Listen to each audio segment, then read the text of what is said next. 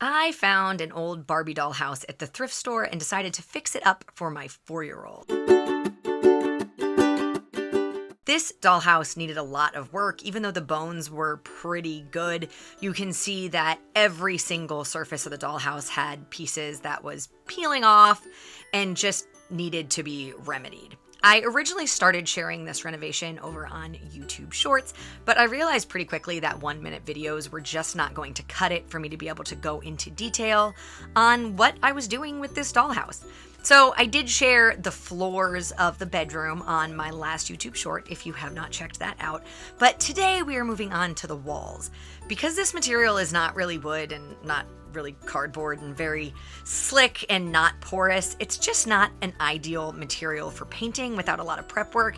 And I have a ton of scrapbook paper and sketch paper lying around, so I decided just to cover the surfaces that way.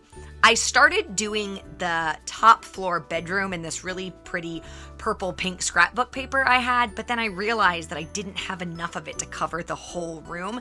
So I pivoted last minute and decided to add wainscoting to the bottom half so I could still use the purple pink paper on the rest of it. Here you just see me cutting a base for the wainscoting out of foam board.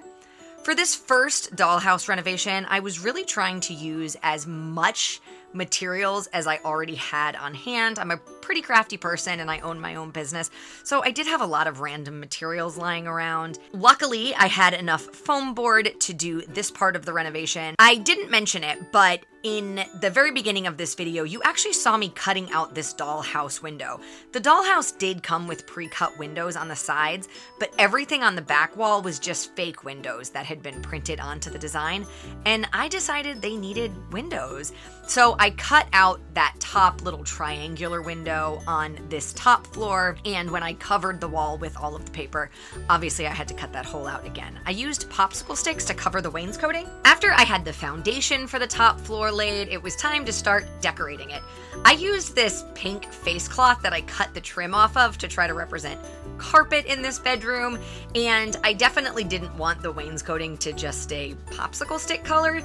However, the dark wash that I put on it was way too dark, so I ended up having to do a light dry brushing coat, which was still not light enough. So then I did a whitewash, and I forgot to film the after, but you'll see it in the final reveal. With all the walls and floors done, it was time to start making furniture. My husband does have a 3D printer, so we're going to be 3D printing a lot of the furniture in this dollhouse, but we can only print so much at a time, and my daughter really wanted a bed, so it was time to break out the foam core again. I have quite a bit of experience working with foam core. I was actually a theater major a million years ago, and for our scenic design class way back then, we had to build teeny tiny sets to scale using foam core. Now, that being said, this bed is most definitely not to scale, but it's cute, so we're gonna go with it. I wanted to do a fabric headboard just to do something a little bit different, so that's what you just saw me doing there. I added just a little bit of a sort of batting material to make it a little bit softer before wrapping it with this really cute, lightly textured white fabric that I had on hand. I do have a sewing machine. I am just lazy and decided that for my daughter's dollhouse, hot glue would be more than sufficient. So all of the linens you see me making in this video, curtains, this headboard, even the blankets I make for the bed later, I just used hot glue because why not? It was way easier than pulling out my sewing machine, and I was not hand sewing all of that. Like, absolutely not. After the bed frame and the headboard was done, I needed to make a mattress, and luckily we have a ton of this foam laying around from when we got rid of my daughter's mattress topper when we ended up getting her a mattress that was 6 inches taller. I didn't want to get rid of it, so I just saved it like everything else in my life, and here you see me cutting it in half, trying to make it a little bit shorter because it was way too tall to be a mattress for a Barbie doll. After I had the foam cut to where I wanted it, I covered it in just some plain white fabric to represent the mattress. I didn't like the plain white foam core look for the bed, and I had this really cool scrapbook paper that had a light sort of grayish wood design, which is exactly what I had done with the wainscoting. So I thought it would be perfect for covering the foam core on this bed. Again, I just used hot glue to cover all of the surfaces, but I didn't think it looked super clean when I was done.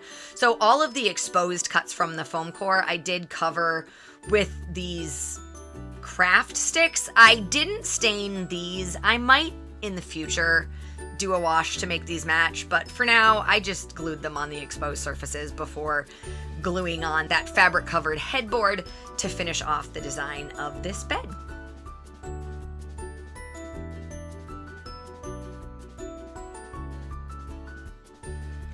With the bed frame and mattress complete, it was time to think about bedding. Obviously, I have a big pink theme going on in this room.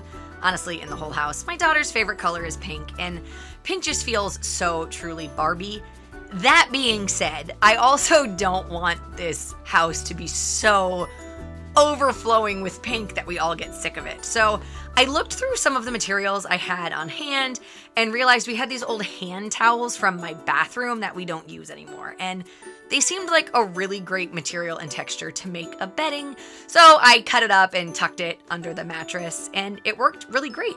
Then I busted out my trusty hot glue gun again to make some pillows, again using hot glue and not my sewing machine, because why would I do that? After the bed was complete, I wanted to work on some other little details in the bedroom because we really do need to clutter this space up to make it look realistic. I made 2 sort of curtain rods to make a little closet. I only ended up using one of them though because I realized I wanted the TV on the other wall, so here I am making the first one. My daughter also really wanted to be more involved with this project than she had been, and I wasn't really sure what types of projects I could put her in charge of, but we found these really cute small canvases at Walmart, and I decided she should make some artwork for the space. So I pulled out my most sparkly, colorful acrylic paints and let her go to town on that canvas. Once the canvas was done, I wanted to make a TV for the wall opposite the closet, and I just did that by using some black foam core, a piece of fabric, and then some coffee stir sticks that I painted black to make the frame.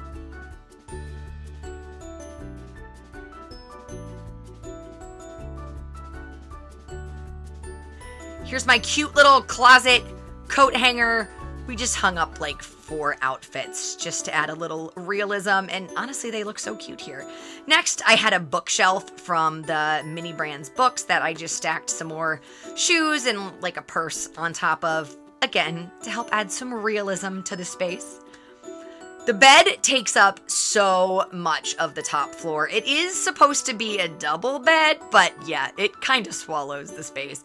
And I love how the cute pink pillows work with the black and white sort of comforter. I also had an old face cloth that reminded me of a throw blanket, so I cut off the tags and put that on the end of the bed as well. This is the finished artwork that my daughter made. It looks so good in the space. I got some teeny tiny books from Michael's and I glued them all together before stacking them and then gluing them onto a tiny bookshelf that I also got at Michael's. If I was making this dollhouse for an older child, I probably wouldn't have glued any of this stuff down, but my daughter's 4, and it just seems easier to have it all glued down. This white table actually came with the dollhouse, and it was looking pretty rough, so I spray painted it white and then decided we needed some more textures in the space, so I wrapped it with some twine before hot gluing on a little mini pot of flowers, and then I had this mini Colleen Hoover book from Mini Brands, and that just seemed appropriate next to the mother's bedside table. I also glued the bookshelf to the wall, but I didn't glue the end table. I figured she could move that around, but I just thought that bookshelf was going to be on the floor all the time if I didn't glue it.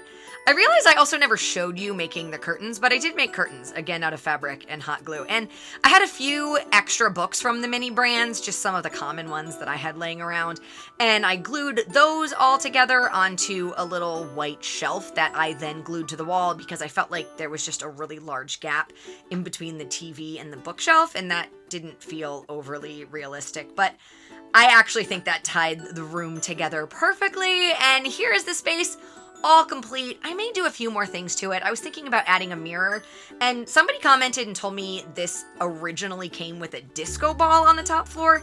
I do have mirror paper, so I might see if I can figure out how to make a disco ball. But that is not a project for today, and for now, I am calling this space complete. We still have a lot to do. We have to finish the outside of the house, and we didn't do anything to the porch off this room yet, so you can definitely look for that in a later video. If you liked this video, please click like. If you want to see more videos like this in the future, please click subscribe, and I hope you'll come back to join us as we continue renovating this thrift store dollhouse.